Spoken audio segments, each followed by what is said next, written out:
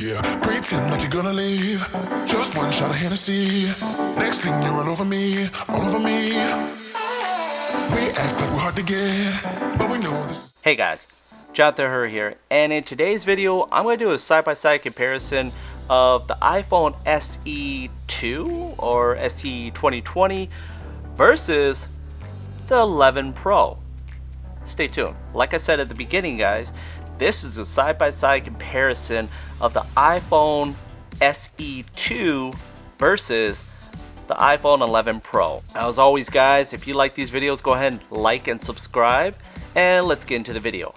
So, this is not a versus video. This is more so a side-by-side comparison on which phone you should actually get.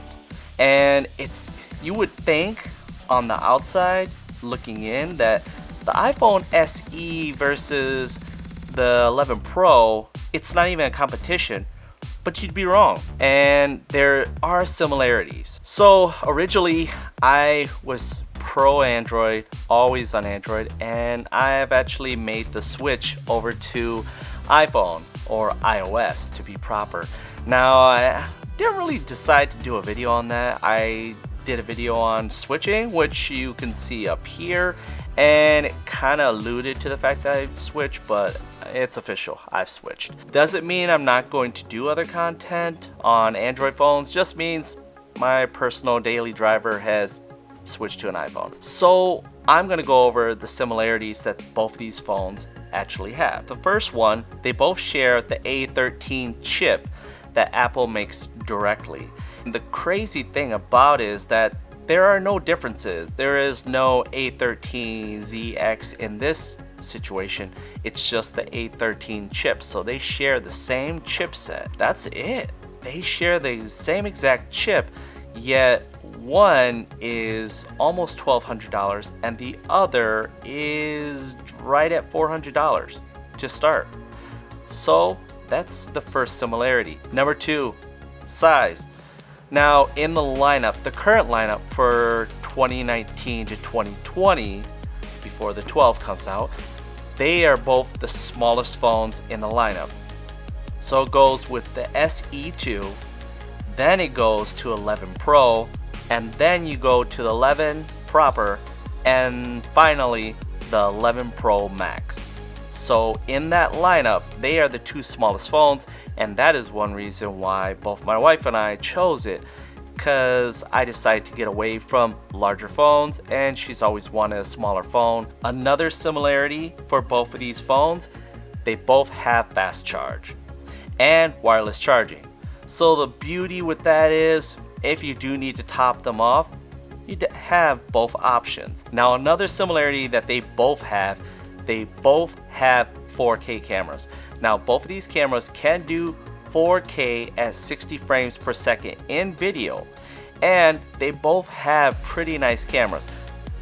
There are differences, but for the most part, and just based upon the money, that's pretty nice to have 4K in both of these cameras. Last but not least, on the comparisons or similarities, they both get updates. Now, that's the beauty about the SE. They both have the same chipset, and they both will retain or maintain and continue to get updates for at least 4 to 5 years, which is the standard for iOS or for Apple in general. So if you got the SE, you're not really let out. You're going to get all the updates that the 11 Pro would get. Now that I've gone over the similarities, I'm going to go over some of the pros for each of them, starting with the SE2. Now, the SE2 has a smaller size. Now, in this day and age of large phones and bigger screens, it's actually pretty nice to see a phone that is smaller, more compact, and is one-hand accessible, which is kind of a weird thing to say now, but it is a thing. With all these phones, you can't really navigate the phone with one hand. It's a two-handed affair.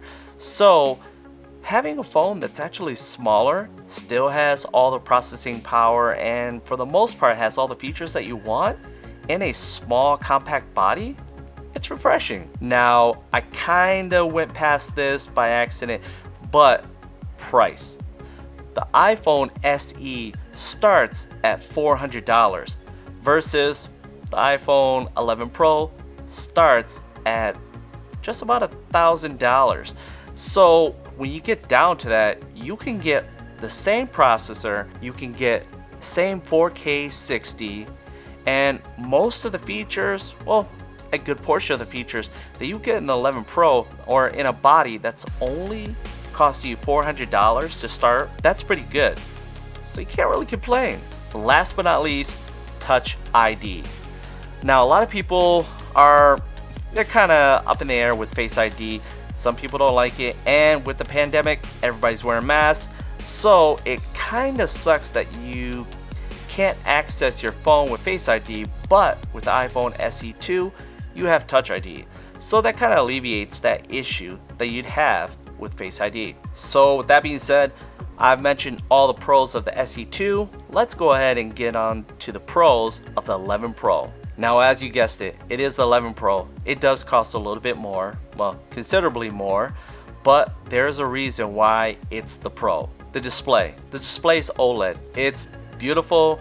By comparison, there are better displays out there, but on an Apple phone, you're not going to get much better. For the Apple lineup, this is the best display currently available for the Apple lineup. So that's number one on the pros. Number two, battery life or power management, battery life, however you want to.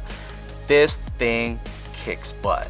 Now, I've been on bigger Android phones. My last phone was a Samsung Note 10, and that battery life was awesome, but you just can't really beat it, and it's kind of crazy. The iPhone 11 Pro has an awesome battery, and it's something just in the OS, how iOS manages their battery management, okay, that's redundant, is really good. I mean, it's done really well, and you can't get past it. And right next, I mean, their battery is actually slightly better than the 11. With the 11 Pro, you do pay a hefty price, but you definitely get great battery life. So that's number 2 on the list. Now number 3 on the list, cameras. You've got 3 cameras on there. You've got your telephoto, you've got your wide angle, and then you've got your zoomed lens. So you've got 3 lenses, and you can utilize them for the most part in any mode that you want. And that's pretty nice because that wide angle lens does make a difference, especially if you're taking photos or taking video. That little difference of having a wide angle lens, once you try it, you'll definitely know why it's worth having in a camera, especially on a smartphone. Now number 4, Face ID. Face ID, I did say, was kind of an issue, but that's only because of the pandemic. But with the security levels with Face ID, it really can't be matched. I mean, other than having a in-screen fingerprint scanner, the Face ID is actually very quick, and it's very intuitive, and it always responds for the most part unless you're blocking the sensors. But it's really good, especially in conditions where there's very little lighting. If you can get pretty much the layout of your face and your main details or features, it can pretty much figure out that it's you. Face ID is definitely a convenience factor. Now, if they could only get that notch down, it'd be almost perfect. If you made it this far and you liked this video, go ahead and hit that like button. If you really like it, go ahead and hit the subscribe button and make sure to hit that notification bell so you're aware of new videos that I bring out every other week. So with that being said, guys and girls, if you're on the fence on getting a smaller iPhone, quite honestly, you can't go wrong with either one of these. Now, there are drawbacks. The only thing I'll pretty much bring up is that with the SE, it has a smaller battery. So you're going to end up topping off that battery a little more often.